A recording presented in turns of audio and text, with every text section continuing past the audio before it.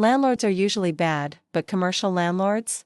They're in a league of their own, greedy, controlling, and often ruthless. Back in the 90s, I used to grab lunch at this restaurant in the basement of our office building.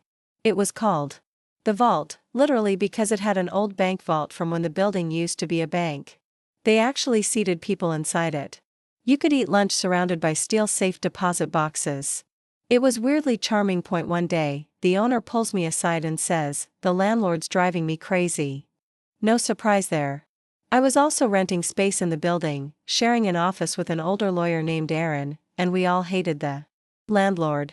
He was a walking nightmare, always threatening to change locks, charge made-up fees, or create chaos just because he could. The restaurant owner showed me a letter. The landlord was demanding thousands in extra charges for things like snow removal, flooring, parking lot repairs, even dating back years. And at the bottom? The classic line, "Pay up or I change the locks." But then the owner dropped the real bombshell. "The lease says I have to remove the vault when I leave," he told me. "Wait, you have to remove the vault?" I asked. "Yep. And not just that, I have to restore the space to how it was before the vault was installed. It would cost a fortune." I had to see this for myself. So he sent me the lease. And holy hell, it was worse than I imagined. It was a renewal of a renewal of a renewal going all the way back to post-World War II, when a bank originally leased the space and installed the vault. Somehow, the restaurant owner had inherited this Frankenstein lease that made him responsible for removing a 100-ton vault and fixing the entire space afterward, and if that wasn't bad enough, he had personally guaranteed the lease. There was no walking away. No shell company to hide behind. If he defaulted, he was financially ruined. Now, most lawyers would stop there and say, "You're screwed." But not me. I called him up and said, "I can get you out of this. But it'll cost you $5,000 in legal fees and $1,000 for a real estate agent." He agreed instantly. The certified check was on my desk in under an hour. I went to Aaron. "I need a real estate agent," I told him. He squinted at me. "You buying something?" "No, selling?" "Nope." He leaned back and smirked. "Another one of your stunts?" "Yup." He pulled out his old-school Rolodex and gave me a contact. I visited the agent, explained what I needed, handed him some papers and the cash, and then waited. A few days later, I went back to the restaurant for lunch. The owner saw me come in and said, "The landlord's here." "Perfect," I said. "Let's sit in the vault." Over lunch, I explained the plan. "We're making a formal legal demand to the landlord to release all restaurant fixtures, including the ovens, ventilation, and the vault." "The vault? But I don't want the vault." Exactly. The landlord had already received the demand. I'd sent it 2 days earlier. He saw us coming and looked up from his plate. He was eating a full rack of lamb, with his bare hands. "Classy, my client needs an answer today," I told him. He sneered. "Your client can forget about the vault. It's mine." "Really?" I asked. "You're refusing the request in writing?" "Hell yes," he said, wiping grease on his shirt. "Let him try to sue." We walked away. The trap was set. The restaurant moved out a few weeks later. The space was empty.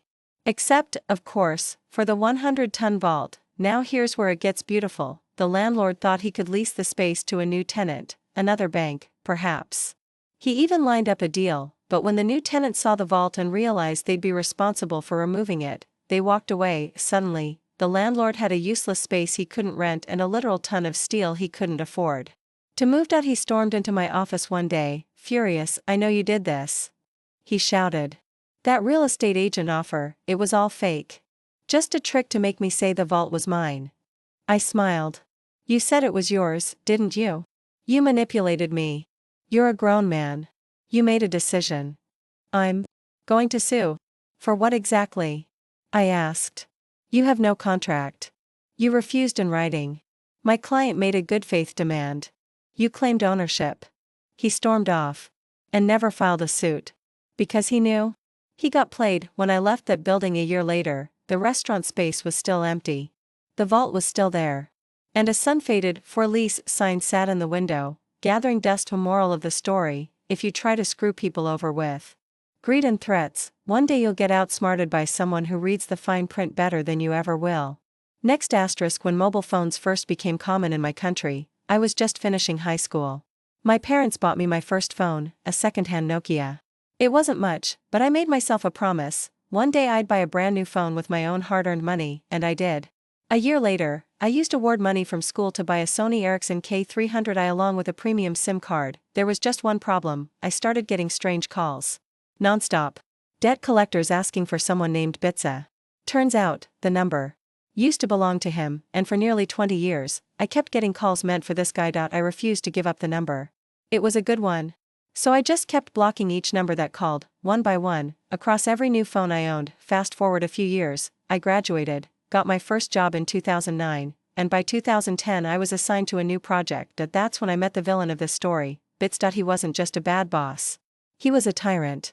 He made everyone's lives miserable. He changed deadlines on a whim, demanded perfection, and berated anyone who slipped up, often publicly. Lunch breaks? Gone. Evenings? Forget it. Meetings during dinner time were routine. He micromanaged everything but always stole credit. And when things went wrong, he was the first to throw someone under the bus. People were burning out left and right under his rule. And I hated every moment of it. But here's where things get strange. In 2012, after a company merger, we were given access to the internal employee directory. That's when I saw his full name. Bitsa.no. Freaking way, that name, the one I'd heard from countless collectors over the years, was him? I wasn't 100% sure yet. But the name, the location, the timing, it all fit. So I did some digging. I reached out to an old mentor from our hometown, someone who had coached generations of students, and guess what? He confirmed it. Bits, the project manager from hell, was the same Bitsa who had been dodging debt collectors for years, and had once owned my number. That was the moment I decided to end him. Step 1, I unblocked every number I had ever blocked. That was over 150 numbers. Step 2, I answered every call I got, now up to 15 to 18 per day, and instead of saying, wrong number, I told them, oh, you're looking for Bitsa? He changed his number. Here's the new one. Oh, and if he dodges you again, here's his manager's number too. And I gave them his direct line. And his bosses. Turns out, Bitsa wasn't just a jerk.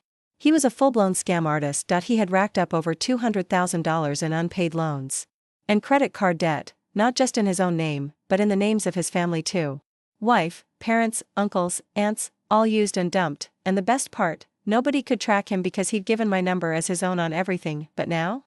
The banks had it all, and they used it hard. The fallout at work was glorious. Collectors started blowing up his phone, and then started calling his manager too. Nobody could get a moment's peace. He started freaking out.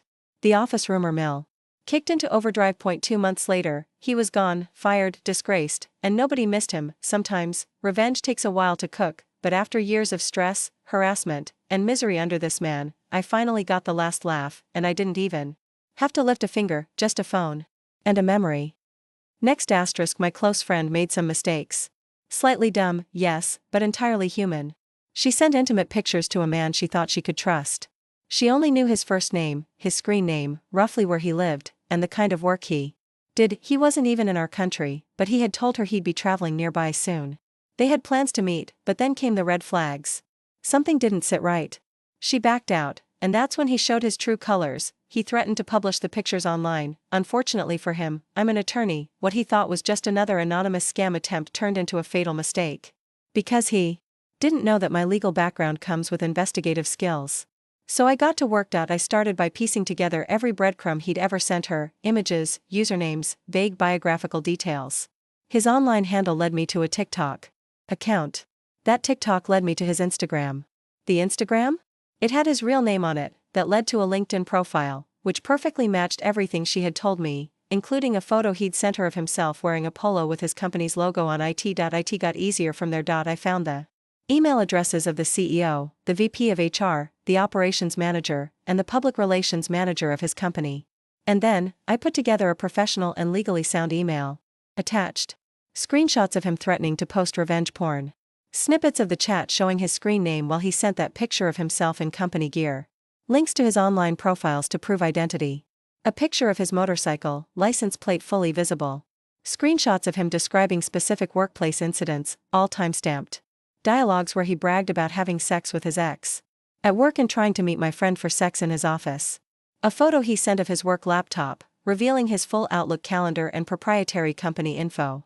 Pictures of coworkers he took without their consent. I didn't stop there. I informed the company that I would be forwarding this information to local law enforcement in his country. And since he had mentioned he was planning to travel to the US soon, I also let them know that I would be contacting the local FBI field office, because when a US citizen is threatened with revenge porn, especially across borders, it becomes a federal crime. I made it very clear, if they intended to continue employing him, and worse, to send him to the US for work, they should be prepared for him to be met by federal agents the moment he landed, and I will follow through. One of the assistant US attorneys in my jurisdiction happens to be an old law school buddy of mine. And since I had his license plate? Yeah. I know exactly where he lives. I plan to report him to local police the very next day. The idiot who thought he could hide behind a screen and torment my friend, you messed with the wrong person. You thought you were anonymous. You thought you were untouchable. It took me 45 minutes to obliterate your life.